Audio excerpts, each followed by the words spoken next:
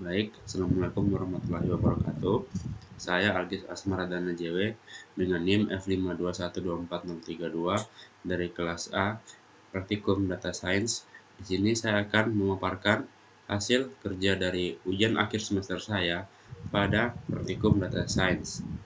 Di sini saya membuat pemodelan atau penerapan naive Bayes pada aplikasi atau platform RapidMiner. Langsung saja kita melihat dulu apa yang saya bawakan di sini. Di sini saya membuat sistem kayak penentuan bahwa masakan itu berasal dari negara mana, atau masakan itu masakan itu dibuat menggunakan style negara apa. Nah, kalau kita lihat di kelasnya sini, ini kan klasifikasi. Pasti kan mulai kelasnya. Nah, kelasnya ini ada Jepang, Amerika, Meksiko, Italia, dan India. Jadi, akan kita cari bahwa masakan yang diinputkan ini dengan ciri-ciri ini dan fitur-fitur ini masuknya itu ke masakan negara apa. Nah, kalau untuk di fitur-fiturnya sendiri itu ada banyak, ada 12. Yang pertama itu ada bahan utamanya, tipe sausnya, level kepedesannya, cara memasaknya atau teknik memasaknya, terus ada sayuran apa yang digunakan, tipe keju apa yang digunakan, karbohidrat apa yang digunakan, terus ada protein type, berarti kayak protein apa yang ada di dalam situ. Terus ini herbal sus itu kayak herbalan, kayak sayur-sayur kan, kayak tanaman-tanaman herbal begitu.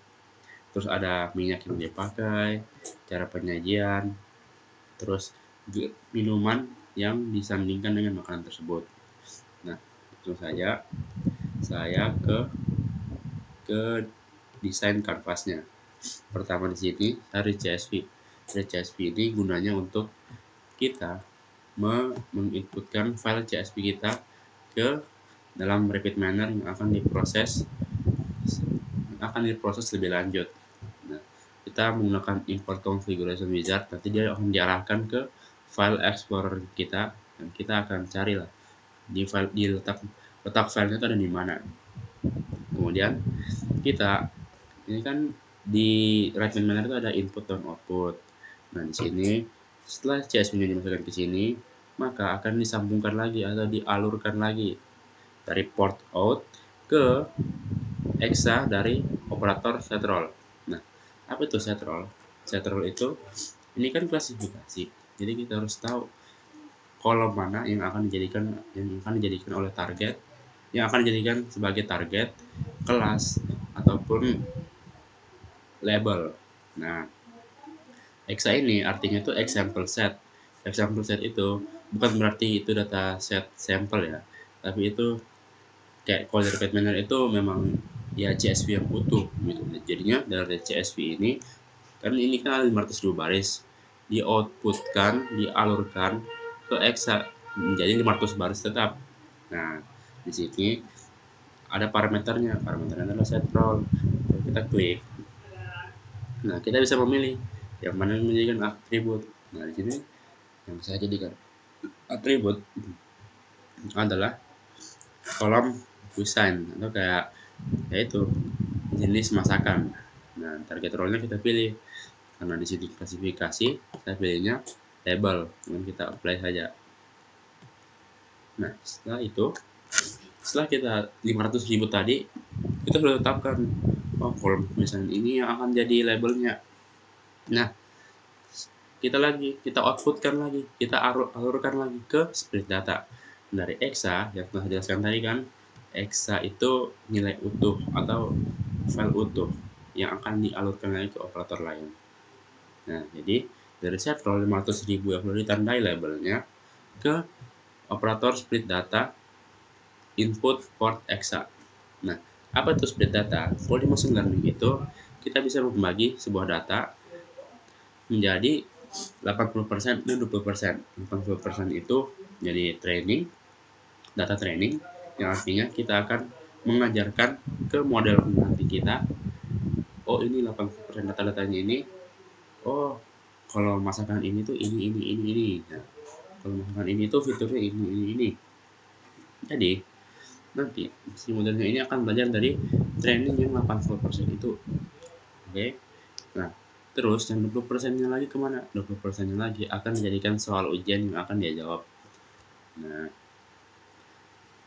cara menggunakan split data itu bagaimana? Ya, kita tinggal search saja di sini, terus kita tarik ke sini, dan kita sambungkan dari port output exasetrol ke port input setrol port input split data.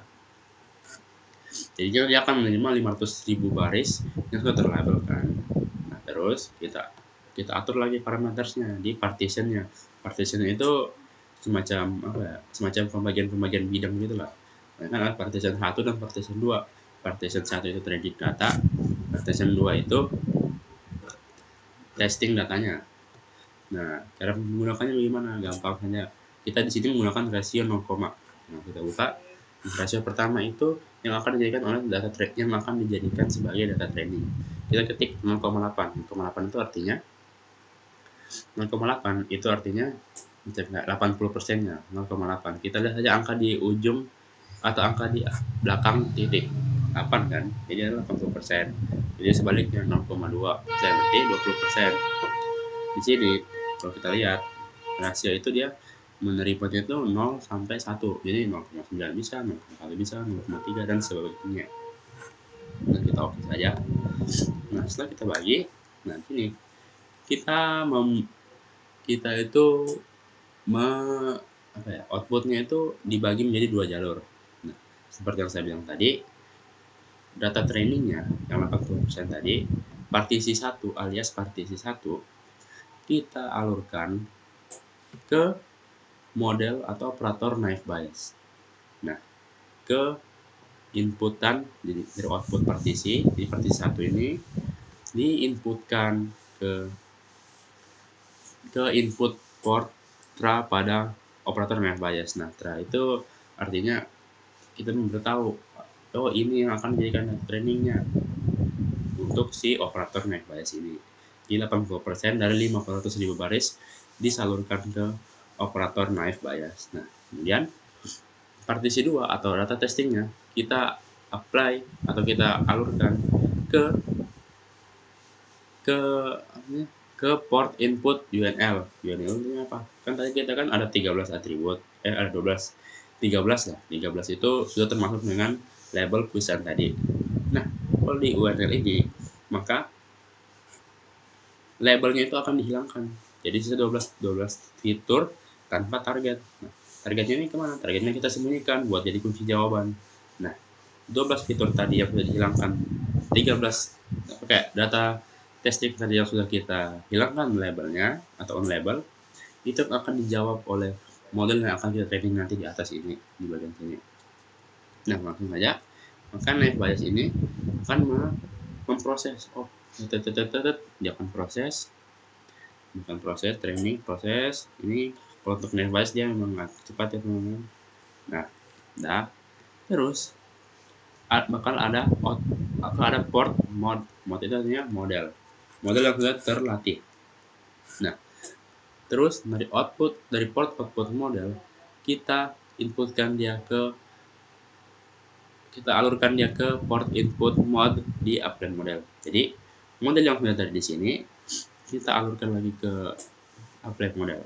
Jadi anggaplah upgrade model itu suatu ruangan ujian lah. Nah, jadi model yang tadi kita latih itu sebagai orang lah, kita taruh dia di ruang ujian. Nah, terus partisi 2 atau data training tadi kita sambungkan ke sini itu sebagai ujian yang akan dikerjakan, kertas ujian. Nah, label tadi yang sudah di label kita sembunyikan buat kita jadikan sebagai kayak penentu performanya itu atau kayak kebenarannya itu akuratnya bagaimana. Nah, setelah dikerjakan kemudian kita lanjut ke lab. Lab itu artinya apa? Output lab itu artinya kan kita sudah kerja nih tadi, kerja data testing yang tanpa label kan. Nah, sudah kerja, anggaplah kertasnya itu diambil terus dibandingkan dengan jawaban yang berlabel atau label yang kan labelnya kan disembunyikan, makanya jadi data testing. Kemudian jawabannya itu dibandingkan dengan jawaban dari soal data testing tadi, dibandingkan, makanya dia dari output lab. Ini labelnya kayak label, berarti kayak sudah dilabeli lagi itu jawabannya, di label lagi itu soalnya. Nah terus masuk ke input performance lab, input port lab di operator performance. Di sini kita bisa melihat bahwasanya setelah dibandingkan tadi berapa akurasi dan berapa akurasinya, berapa presisinya, dan berapa recall-nya. Makanya setelah diukur, maka performance-nya dari output port performance masuk ke port result yang ada di sebelah kanan kanvasnya. Nah maksudnya di sini tuh apa ya, kayak dia ini bukan operator kan, maka dia akan masuknya ke sistem dari repeat mainnet-nya, maka dia akan masuk di result ini. Nah gitaran ini dua tadi saya akan run ulang. Kita lihat prosesnya itu sangat cepat. Nah kita lihat, nah akurasinya di sini menunjukkan 93,98%, yang artinya ini model yang kita latih tidak overfitting dan tidak juga underfitting. Jadi itu pas lah, kayak fit in bagus, kayak sosok gitu lah. Nah yang pertama akan kita ukur itu adalah class precision-nya. Jadi class precision-nya ini, cara menghitung itu adalah kita melihat jawaban Jepangnya itu, jawaban yang ditulis Jepang dari si model itu berapa yang benar, berapa yang salah. Kita lihat kalau dia tulis Jepang, yang benar itu hanya 18.979 masakan, gitu kan. Sedangkan ada juga salahnya 145, 265, 219, maka presisinya itu hanya 95,17%. Oke, lanjut, saya akan langsung ke recall saja biar tidak lama. Nah kalau recall itu artinya kayak ini, kayak anggap kita ambil yang kolom Jepang lah, kolom masakan Jepang. Kita jumlahkan dulu Jepang itu ada berapa. Kayak masakan Jepang ada berapa? 18.979 tambah 218 tambah 286 tambah 270 tambah 247. Nah hasilnya itu anggaplah